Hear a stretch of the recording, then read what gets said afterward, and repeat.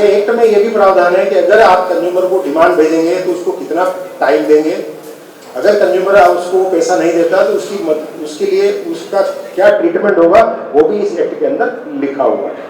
तो इसी एक्ट के प्रावधान को सारे रेगुलेटर ने इंक्लूडिंग ओईआरसी एडॉप्ट किया है, क्योंकि इस एक्ट में लिखा हुआ है कि कोई भी रेगुलेशन स्टेट रेगुलेटर बनाएगा वो इलेक्ट्रिसिटी एक्ट 2003 के जो प्रावधान है उससे बियॉन्ड नहीं बना सकता, बिकॉज ये आपका मेन एक्ट है। और इसी एक्ट के अंदर विभिन्न धाराओं के अंदर ये प्रावधान किया हुआ है कि स्टेट रेगुलेटर जो भी रेगुलेशंस बनाएगा वो किस प्रकार से बनाएगा। तो जिसमें सेक्शन 47 को अडॉप्ट करके रेगुलेटरी कमीशन ने, अगर आप सप्लाई कोड देखेंगे 2019 का, उसमें 52, 53, 54, 55 आप पढ़ेंगे सप्लाई कोड के अंदर, उसके अंदर सेक्रेटरी के सारे प्रावधान लिखे हुए हैं और वही प्रावधान को टीपी डिस्कॉम्स फॉलो कर रहा है और फॉलो करना पड़ता है, उससे बियॉन्ड नहीं जा सकते। जैसा मैंने बताया, electricity distribution is a regulated business और कोई भी बिजली वितरण कंपनी इस रेगुलेशन जो बने हुए उससे बियॉन्ड काम नहीं कर सकता है।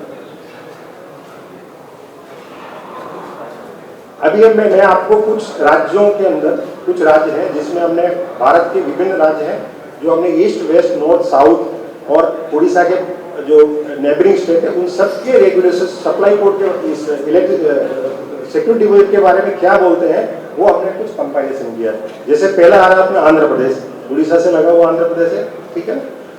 जो रेगुलेशंस आंध्र प्रदेश में बने हुए हैं सेम रेगुलेशंस उड़ीसा के अंदर भी बने हुए हैं, सिर्फ एक फर्क है, वो क्या है, उड़ीसा रेगुलेशंस बोलता है कि अगर आप सिक्योरिटी डिपॉजिट जो एडिशनल सिक्योरिटी डिपॉजिट का डिमांड किया हुआ है उसको अगर टाइम पे पे नहीं करेगा तो distribution company will collect surcharge at the rate of 15%। Andhra बोलता है 18%, तो वहाँ सरचार्ज ज़्यादा है यहाँ का। अदरवाइज मेथोडोलॉजी सेम है। कैसे सेम है?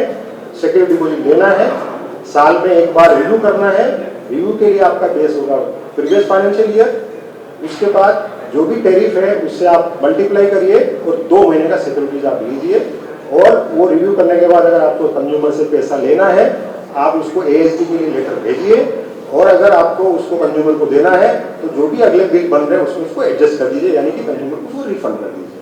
तो ये एक्सरसाइज हर साल चलेगी सो दैट जो एक्ट में लिखा हुआ है कि सफिशिएंसी होनी चाहिए सिक्योरिटी डिपॉजिट की, वो सफिशिएंसी ऑलवेज मेंटेन होगी। अब हम आंध्र प्रदेश से आगे चलते हैं कर्नाटक में। कर्नाटक के अंदर ही मोर लेस सेम प्रोविजन से फंडामेंटल सिक्योरिटी डिपॉजिट होना चाहिए, नंबर 1। नंबर 2, उसकी सफिशिएंसी को distribution company every year check करेगी। अगर आपका पैसा लेना है आप डिमांड दीजिए और देना है तो बिल में उसको एडजस्ट कर दीजिए। अगर कंज्यूमर नहीं देता है तो उसका किस तरह से ट्रीटमेंट होगा वो भी कर्नाटका ने लिखा हुआ है, राइट।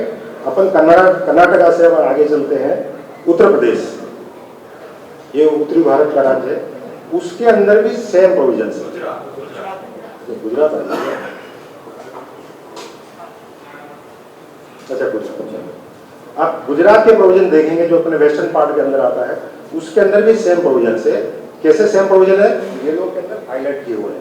आप देखेंगे उसके अंदर 2 महीने की सिक्योरिटी होना चाहिए, राइट। उसको एडुकेसी को डिस्ट्रीब्यूशन कंपनी चेक करेगी, उसके बाद उसका डिमांड भेजेगी और अगर ज़्यादा है उसको बिल में एडजस्ट करेगी। तो गुजरात के अंदर भी सेम प्रोविजन है। उसके बाद अपन चलते हैं उत्तर प्रदेश। आप अगर उत्तर प्रदेश में भी देखेंगे येलो वाला जो हाईलाइट किया हुआ है वो सेम चीज़ है। सेम चीज़ कैसे है? अगर आपकी सिक्योरिटी डिपॉजिट 2 महीने के कंजम्पशन के बराबर कम होती है आप लीजिए, ज़्यादा है आप वापस दे दीजिए, ठीक है। सेम चीज़ है उसके अंदर। उसके बाद अपन चलेंगे महाराष्ट्र। महाराष्ट्र में भी आप देखिए उसको येलो पोर्शन को हाईलाइट किया हुआ है, सेम प्रोविजन है, कोई फर्क नहीं है। अब आई बात कि ये सेम प्रोविजन क्यों है, तो जैसे मैं आपको तीसरी बार बता रहा हूँ कि सिक्योरिटी डिपॉजिट लेने के लिए इलेक्ट्रिसिटी एक्ट 2003 में उसको आगे ये सारे राज्यों में हम देखें प्रावधान सेम है। क्यों है मैं आपको वापस क्लेरिफाई कर रहा हूँ इसके अंदर, क्योंकि electricity act is a governing act, main act, जिसको अपन आम भाषा में बोल सकते हैं पेरेंट एक्ट है। उसके बाद जो रेगुलेशंस बनाता है सबऑर्डिनेट रेगुलेशंस बनते हैं वो उसके चाइल्ड है। तो क्योंकि एक्ट में 47 में लिखा हुआ है कि आपको सिक्योरिटी डिपॉजिट लेना है, सफिशिएंसी को चेक करना है, कंज्यूमर अगर नहीं पैसा देता तो आपको 50 से क्या ट्रीटमेंट होगा उसका, वो मैकेनिज्म वहाँ लिखा हुआ है, उसको हर रेगुलेटर ने एडप्ट वैसे ही किया है। तो ये उड़ीसा के लिए कोई नया नहीं है, ये पहले भी था, आज भी और आगे भी रहेगा, क्योंकि हम रेगुलेटेड बिजनेस में है, हर कंज्यूमर के प्रोटेस्ट को। जदि आपंक आम भिडी भल लगा तेब आम चैनल को लाइक, शेयर और सब्सक्राइब करने को जमा भी भूलु नहीं।